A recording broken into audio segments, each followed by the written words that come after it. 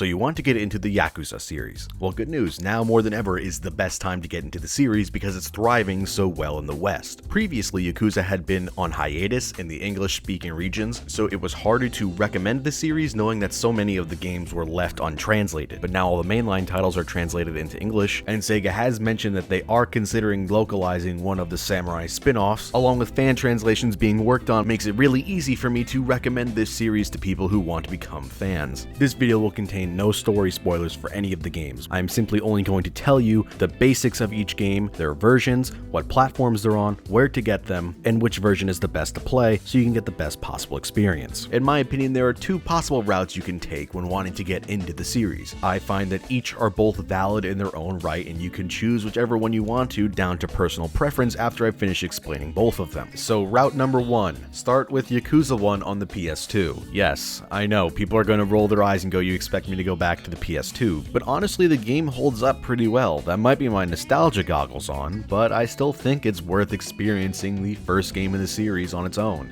Yes, it is rough in a lot of places, like the English translation and the voice acting, along with overall clunkiness of combat, but personally speaking, stuff like that has never stopped me in the past with enjoying other series when going back to the older titles on previous generations. Now you can easily pick up a copy for the PS2 on eBay for roughly $20. Sadly, the West never got an English version of the HD remasters for the Wii U and the PS3. If you're someone that can read and speak Japanese, then going for the Wii U/PS3 HD route is the better option, but for us English speakers, the PS2 or emulation is all we have. Also on eBay, it seems that people are selling bundles of the series altogether, even including Japanese imports, but they do seem to be slightly overpriced, so buyers beware.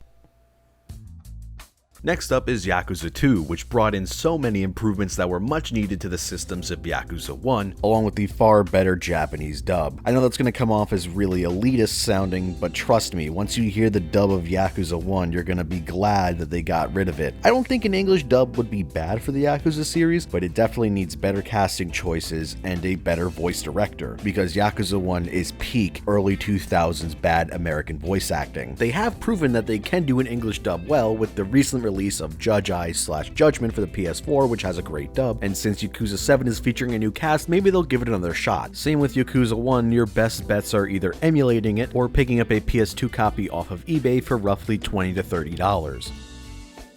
Next up is Yakuza 3, the first mainline title on the PS3. Now, while it is on the PS3, I would absolutely recommend going for the HD remastered version that you can obtain digitally currently on the PS4. And the reason why I'm saying that is 3's original release had heavy amounts of cut content, censorship, and poor localization. So I cannot recommend the original PS3 version even if it is easier to obtain for some people over the PS4 version. The HD remastered version of 3 comes in a collection that will also feature 4 and 5, which you can buy digitally on the store currently, and the other two games will subsequently release on October 29th for Yakuza 4 and February 11th, 2020 for Yakuza 5. There will also be a physical version of this collection in February of 2020 when all 3 games are finally finished working on, which will also include a box for Yakuza 5 for the PS3 for crazy people like me who want to complete their shelf and have it look nice, neat, and organized.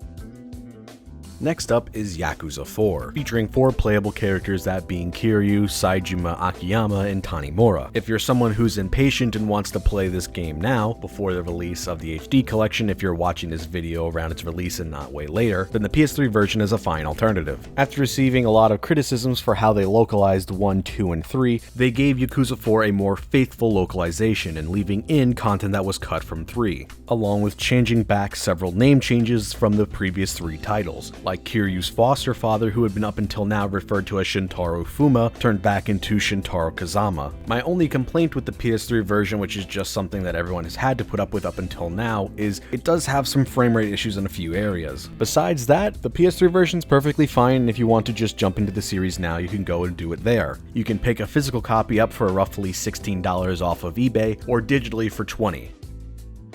Next up is Yakuza Dead Souls, a zombie third-person shooter spin-off game that came out shortly after the release of Yakuza 4. Since it's a spin-off, you can completely skip this game if you have no interest in playing it, and I wouldn't blame you if you did because it is pretty rough. The gameplay is really clunky and gets extremely repetitive, just shooting the zombies over and over and over again. Also, this is probably the worst running game of the series. Going back to it recently to get footage, it has such terrible screen tearing. Just being on the streets of Kamurocho, it just runs horribly. I'd only recommend this game if you became a really hardcore fan and just want to play everything that these guys have made, because there is still some fun moments in the game. Like you get to play as Ryuji Goda and Majima, but if you can't get this game for super cheap, I would not play it if I were you, unless you just really want to wade through the clunky, repetitive gameplay. You can get the game physically for about $15 to $17 on eBay or at GameStop, or you can get it digitally for $20 in the PlayStation Store, but even then I still feel like that's slightly too much. A remaster for this game, making it 60 FPS, would honestly fix one of the biggest issues with the game.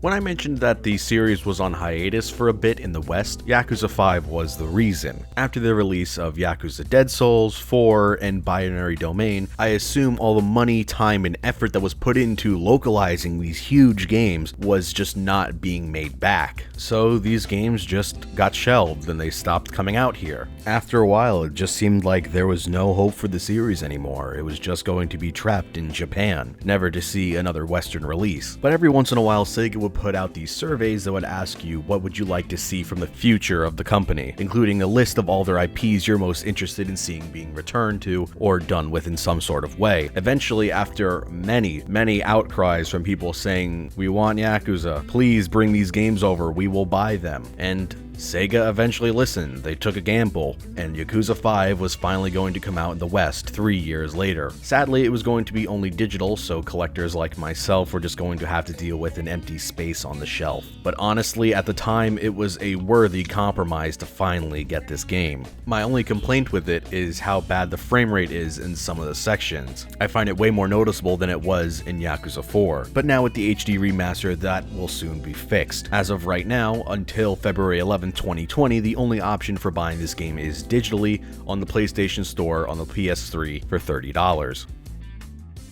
After Sega's repeated attempts and risks taken bringing this series over to the West, it finally paid off with Yakuza 0, a prequel of the series where you play as a young Kiryu and Majima in their early days of the Tojo clan. This was the first game in the series to actually hit a wider, more mainstream audience and was successful in its sales, and was the first game to be ported to the PC. This was the turning point in the series' success in the West, where Sega has been going on record with multiple recent releases saying they've surpassed their sales expectations in the West. If you haven't noticed by now, Route 1 has pretty much been just playing the games in release order but picking out which versions are the better ones, which is why I have Yakuza 0 here. Because if you start with Yakuza 0, I think it'd be harder for some people to go back and play the clunkiness of the original releases of 1 and 2. So I think putting Yakuza 0 here is the best place. You could either play it after 5 or after 6, it doesn't really matter since it's a prequel. But since if you played all the other games up until now and then went to 0, you'd get all the references that are happening in 0 that would normally go over your head if you started there. Both the PS4 and PC versions are very good, both running at 60 FPS. If you can afford to, and your PC can run it, I'd probably say go with the PC version because you could put in some texture packs to make the game look even more amazing than it already does. It regularly goes on sale on Steam. It's currently $20, but it usually goes for $15. You could also get it digitally on the PS4 for $20, or get it for roughly $16 to $17 on eBay.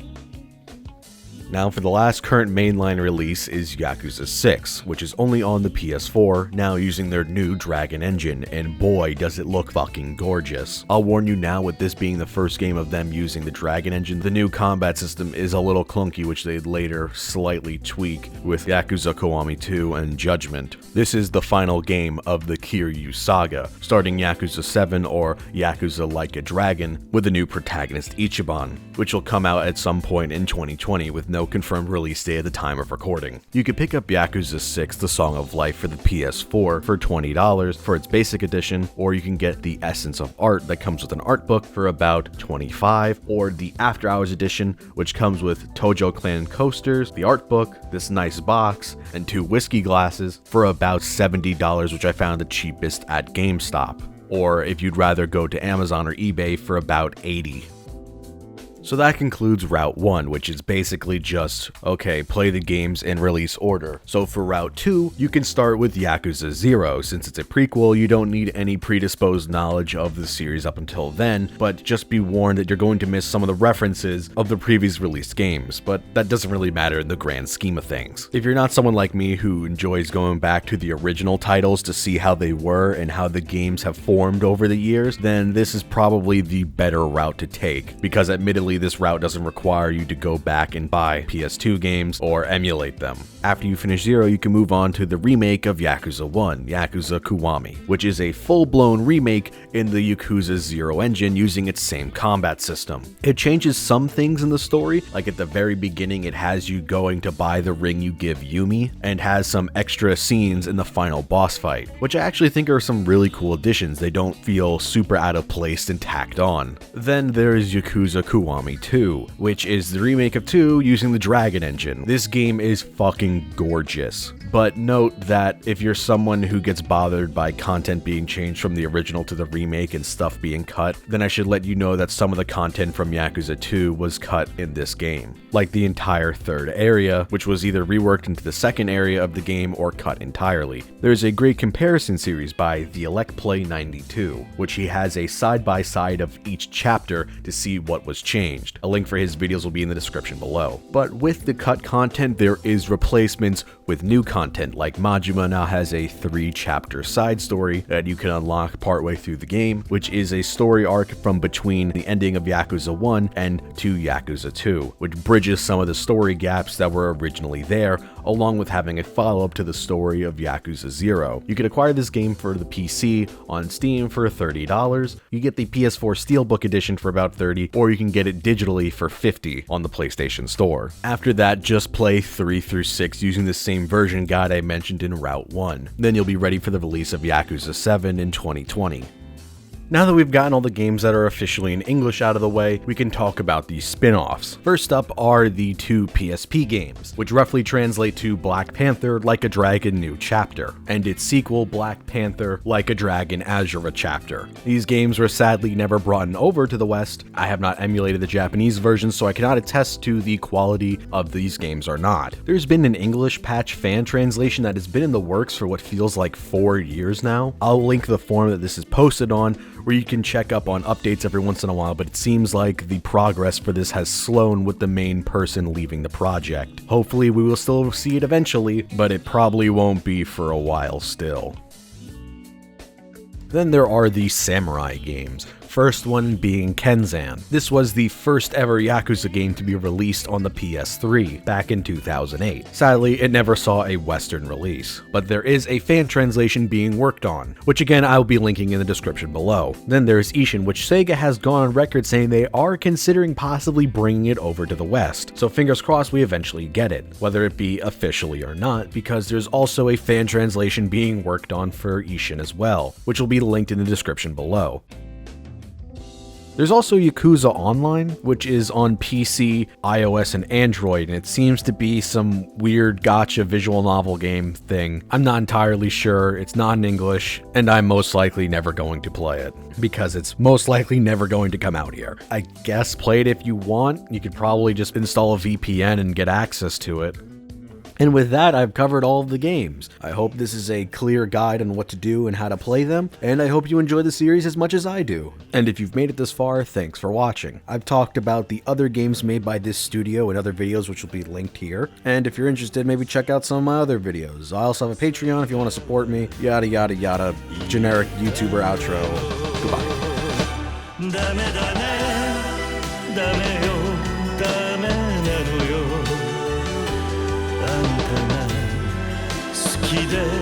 好きすぎてどれだけ強い